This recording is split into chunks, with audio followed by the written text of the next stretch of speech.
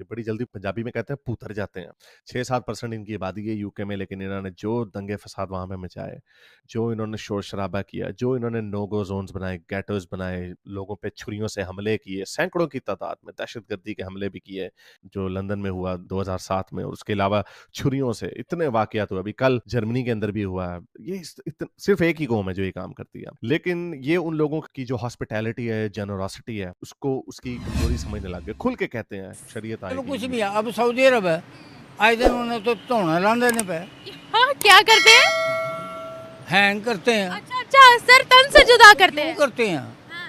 तो होता है ना उनको, जिसको ये जो गवर्नमेंट क्राइम करता है तो होता है ना, क्राइम करे या ना करे, ये बात ऐसे ही उतार देते हैं गर्दनें। अब जिससे अब डर हो जाते, जैसे आप कहते ये दहशतगर्द है, इसको पकड़ो, कहते बाबा मैं नहीं हूँ। प्रूफ्स मिलते हैं तो वो सर तन से जुदा करते हैं ना। शक की बुनियाद पर, मैंने कहा शक की बुनियाद पर हजारों आदमी मारे जाते हैं।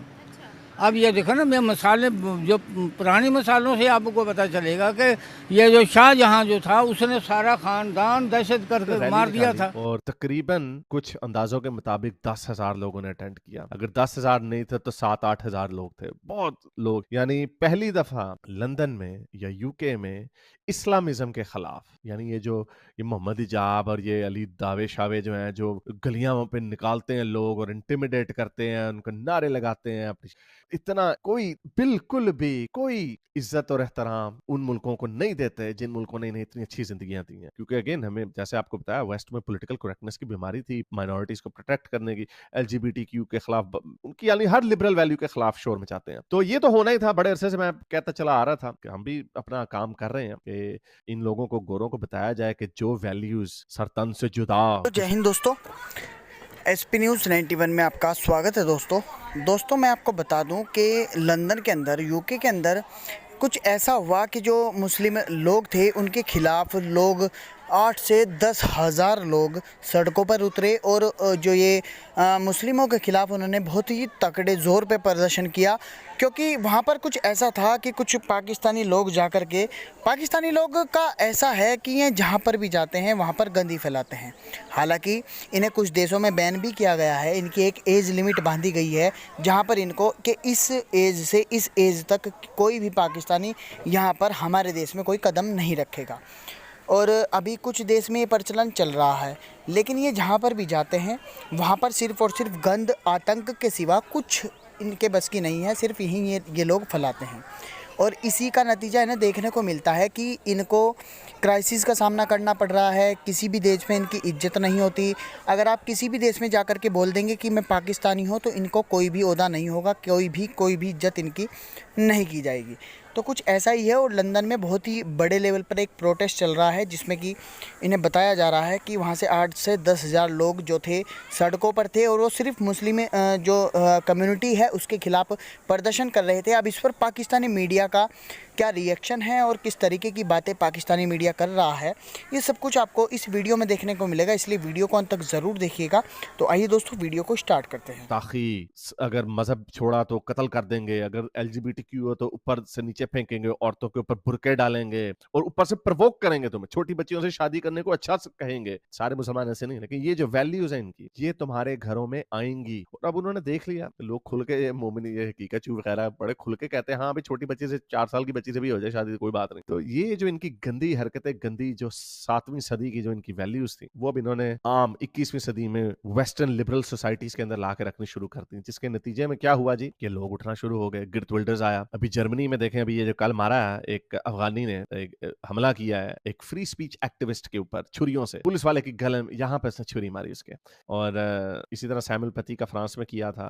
तो ये अब आहिस्ता आहिस्ता ये समझते हैं इस तरह की हरकतें, ये जो 1000 कट्स मार के पूरी सिविलाइजेशन गिर जाएगी, ऐसा होगा नहीं। और अब देखें ये कल हजारों की तादाद में लोगों ने किस तरह के नारे लगाए। ये कह रहे हैं अल्लाह अल्लाह हु द एफ इज अल्लाह। वो ये कह रहे हैं कि अल्लाह कौन है भाई। ये हजारों की तादाद में लोगों ने नारे लगाए लंदन में, लंदन जैसे शहर। जो काउंटर प्रोटेस्टर्स भी कुछ निकले थे उनकी तादाद थोड़ी सी थी। तो ये टॉमी रॉबिन्सन ने कर दिया। मेरा ख्याल इंग्लैंड में ये जो इस्लामिज्म के खिलाफ जो एक लहर उठ रही है, इसमें अब तेजी आएगी। और क्योंकि जो ये जो 7 अक्टूबर के बाद जो इन्होंने दिखाया कि किस तरह इनको कोई मतलब नहीं है, जिन जिन मुल्कों के ओथ लिए हुए, जिन मुल्कों की सिटीजनशिप इन्होंने ली हुई, उनके झंडे जलाते हैं, उनको गालियां देते हैं, कोई एहतराम नहीं करते उस मुल्क की वैल्यूज को। पाकिस्तान में अफगानियों ने अपना झंडा लहराया था तो देखे उन्होंने कितने 10 लाख अफगानियों को निकाल दिया। तो वो देखें कैसे अपने सीनों के ऊपर, सिविलाइज लोग हैं ना, सीनों पे पत्थर रख के ऐसी पैड़ी शक्लों को बर्दाश्त करते थे।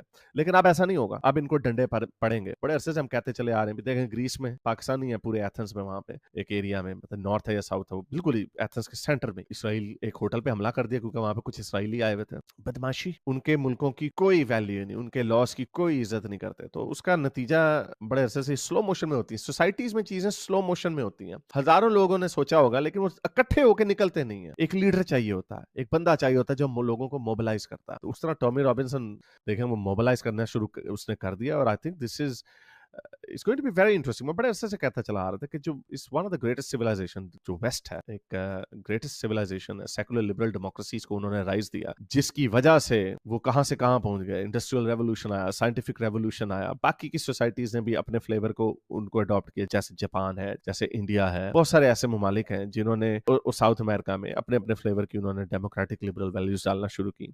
तो बिकॉज इट वर्क्स, इनके पास गंदी दाढ़ियों के और ये टोपी वाले शटलकॉक बुरकों के अलावा इनके पास कुछ भी नहीं है। औरतों को फंटी लगा दी, बच्चियों से शादी कर ली, बच्चों को मदरसे में पेल दिया, बस ये काम है। इन्होंने कुछ नहीं दिया। इनकी वैल्यूज फ्लॉप है, इनकी सोसाइटी फ्लॉप है, जिसकी वजह से कुछ नहीं निकलना।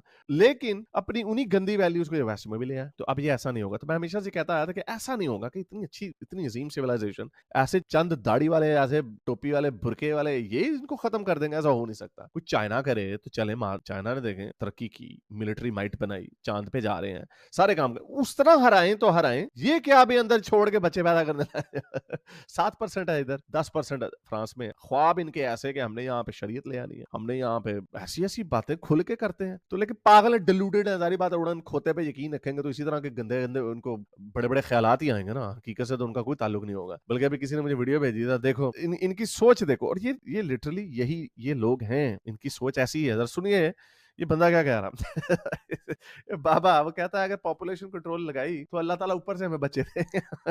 अब अल्लाह भी कैसे इंजेक्शन देगा, जरा देखिए सुनिए जरा। नहीं, ये जो जनसंख्या नियंत्रण कानून का जो मुद्दा है बेवजह का बनाया जा रहा है। बेवजह का है, बिल्कुल बेवजह का है। इस पे कोई पाबंदी नहीं लगा सकता। अगर औरत के जरिए से बच्चे पैदा नहीं होंगे ना, अल्लाह आसमान पे से टपकाएगा। फिर जैसे फरिश्ते पैदा होते हैं, उनके लिए कोई बीवी है, कोई मर्द है, उनके लिए अल्लाह ताला कैसे बच्चों फरिश्तों को पैदा करते हैं। होगा अपने वो अकॉर्डिंग टू उनके सिचुएशन के मुताबिक वो सही कर रहा होगा। ये कौन सी एक आदमी है, एक मुल्क है, उसको जब पता चल जाता है कि ग्रुप जो है वो हमारे अगेंस्ट है, चाहे वो मुसलमानों के खिलाफ है या कोई भी है, तो वो उसके अगेंस्ट होगा। ये तो नेचुरली बात है। 2016-17 में रोहिंग्या मुस्लिम्स इनको बेसिकली बोला जाता है, इनको भारत ने भी निकाला था। तब भारत के खिलाफ तमाम मुस्लिम कंट्रीज ने एक प्रोटेस्ट निकाला था। उन्होंने कहा ये तो मुसलमानों के खिलाफ है, ये तो मुसलमानों के खिलाफ है। अब बांग्लादेश को क्या कहेंगे? क्या बांग्लादेश भी मुसलमानों के खिलाफ है? तो ये मुसलमानों के खिलाफ नहीं तो फिर अलग क्यों हुए थे? जब पाकिस्तान में ही रह जाते वो। उन्होंने तो नहीं डिमांड की थी कि हम लोग अपना हिस्सा अलग कर दें, हमने डिमांड की थी। जब हम ये पाकिस्तान मुल्क मुसलमानों का था तो मुसलमानों में उन्होंने रहना नहीं पसंद किया, वो बांग्लादेश बना लिया उन्होंने अपना। बांग्लादेश की बात, हाँ उसकी बात करो। उसने तो वैसे ही पाकिस्तान के साथ रहना पसंद नहीं किया। के साथ ज्यादतियां हुई थी तो वो गए थे ना। बात है ना, वो वहाँ कुछ ज्यादती किसी के साथ की होगी तो वो उसके खिलाफ खड़े हो गए। ये तो बात होती है। मैं बात यहाँ पर ये कर रही थी कि देखिए भारत ने जब इनको निकाला था तो प्रोटेस्ट हुआ था, कि एहतजाज हुआ था, ठीक है, कि भारत मुसलमानों के खिलाफ है। तो अब बांग्लादेश निकाल रहा है तो क्या हम ये कह दें कि बांग्लादेश मुसलमानों के खिलाफ है? वो जो बांग्लादेश जो बना था वो इंडिया के शहरों में बना था, तो उनके वो असरात इंडिया के वहाँ नहीं है। उन्हीं की वजह से तो बांग्लादेश रहता हुआ था। 71 की जंग किसके साथ लड़ी गई थी? वो इंडिया जो था वो। तो वो अगर वो इंडिया वो वहाँ था तो अब नहीं हो सकता। अब मतलब क्या, कैसे मतलब? मैं कहती जब इंडिया के जब 71 की जंग हुई थी सिर्फ वो बंगालियों के साथ हमारी हुई थी, बंगालियों के साथ नहीं हुई थी, वो हमारा इंडिया के साथ थी। तो इंडिया उस वक्त उसके साथ था, तो अब क्या, अब वो लहजा तो नहीं हो गया। अब वही बात है, पॉलिसी। आप मेरा सवाल नहीं समझ रहे। मेरा सवाल यहाँ पर ये था, अब मेरा जवाब मैंने पहले आपको दे दिया। इंडिया ने तो नहीं उनको को अभी कहा ना कि आप रोहिंग्या के मुसलमानों को निकालो, उन बांग्लादेशियों को तो खुद प्रूफ मिले है ना रोहिंग्या के मुसलमानों के खिलाफ। प्रूफ तो पाकिस्तान में भी मिलते रहते हैं, हर मुल्क में। ये मैंने पहले आपको बात बताती, ये जो आपने इशू जो आपने बताया, ये हर मुल्क का अपना हालात। बाज़ का तो वो मुसलमान के ख़िलाफ़ काम करता है या गैर मुसलमान के वो तो तसल होती है, ये चलती है। बाज़ का तो मुसलमान भी उनमें शामिल हो जाते हैं। अब यहाँ मुसलमान को काट रहा है, इसके खिलाफ आवाज़ कौन उठाएगा? क्यों? जो काटने वाले एक तरफ है, दूसरे मारने वाले को, बचाने वाले को, मरने वाले, वो तमाम ही तो एक ही तो हैं। वो अब किसको कहें?